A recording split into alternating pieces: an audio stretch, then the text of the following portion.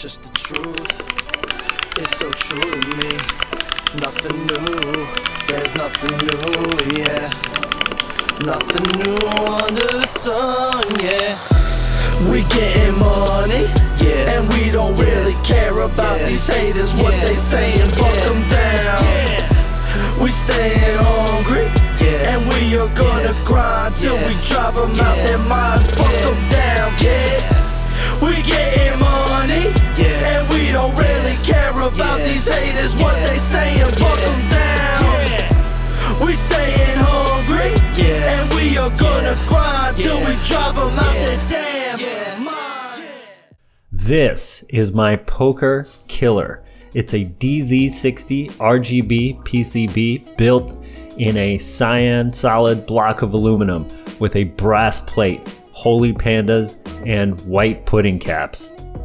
I've done quite a few modifications, lubing the switches and stabilizers, as well as adding a thick sound dampener and basically band-aid modded everything that touches anything.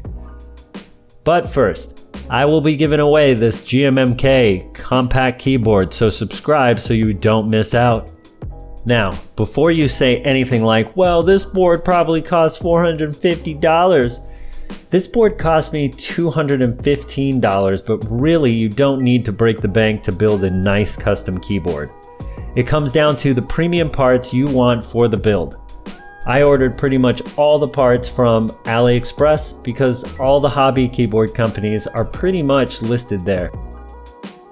PCB, $55. Case, $47. Brass plate, $40. Kale box jades, $27. I originally went for the box jades, but decided on holy pandas later.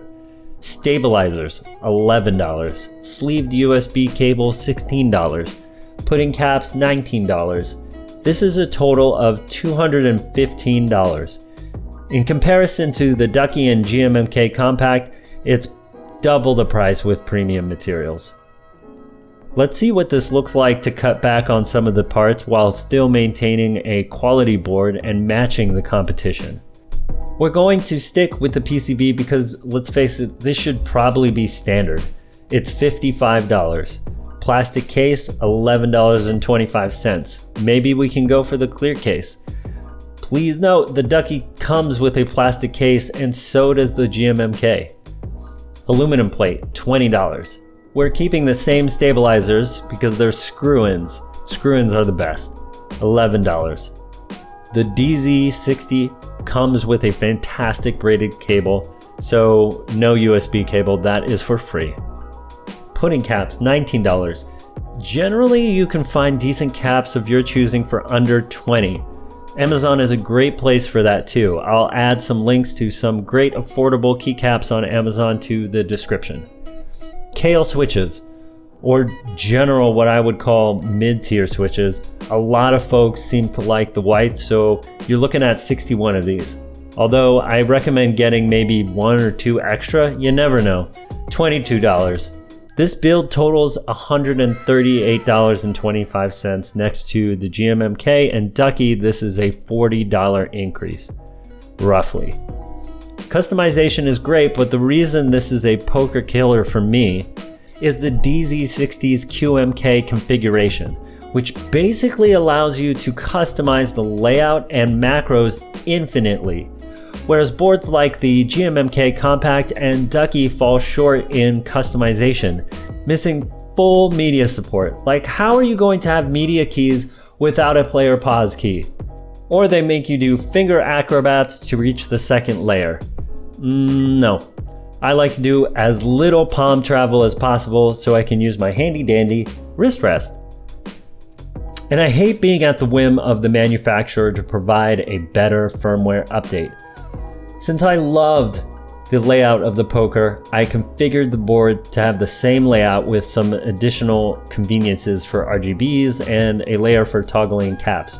While my default is another layer key, this helps with my directional keys being mapped out to JKLI. Sticking with the design principles of providing full keyboard functionality while minimizing hand travel distance. QMK is actually pretty easy to use now that there is an online GUI. You'll essentially be creating your own firmware update, no waiting on the manufacturer. Map out all your standard keys and then the sky is the limit. Make sure to save your layout because you can upload them later instead of configuring the layout from scratch each time. Once you are happy with the layout, you flash it to the board. One last thing, make sure to map a reset button so you can continue to flash new firmware. I'll leave some helpful tutorials below. Let me know if you would like me to do a video on how to configure a board using QMK.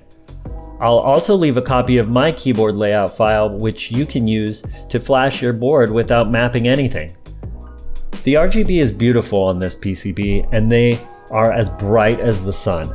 The colors look more accurate and appear to cover a larger spectrum compared to the GMMK Compact. Using the GUI on the GMMK rarely ever match the hex codes. Like, does this color match to you? The LEDs are seriously nerfed by the Panda housing and seriously nerfed by the placement. They don't match up to the switch LED hole.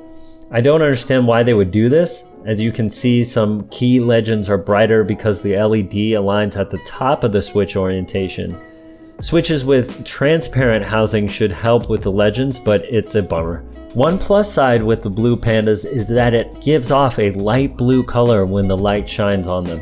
This looks great with my pudding caps. It almost looks two-toned, pink and blue, and due to the weird placement of the LEDs, there is also this surprising benefit where the LEDs can be seen very clearly at certain angles between the board and the brass plate. The customization options and flexibility and premium feel you can get from building your own board is well worth the extra $40. And this is why. In the long term, I may want to upgrade my board. Duckies are not hot swappable, and sure, you can get a new case, but you're stuck with whatever configuration Ducky allows for you. Same with the GMMK, not to mention you cannot swap the GMMK case with the standard readily available Pok3r case. If you want these kind of features, you may end up buying another board down the line and spending more than if you had a flexible board to swap parts out of. If I want, I can even take this board and plop it in my old Pok3r case. The rest of the video is a sound sample. Leave me some feedback in the comments, like the video if you enjoyed it, and dislike it if you didn't. And now, the new Pok3r killer with lubed Holy Panda switches.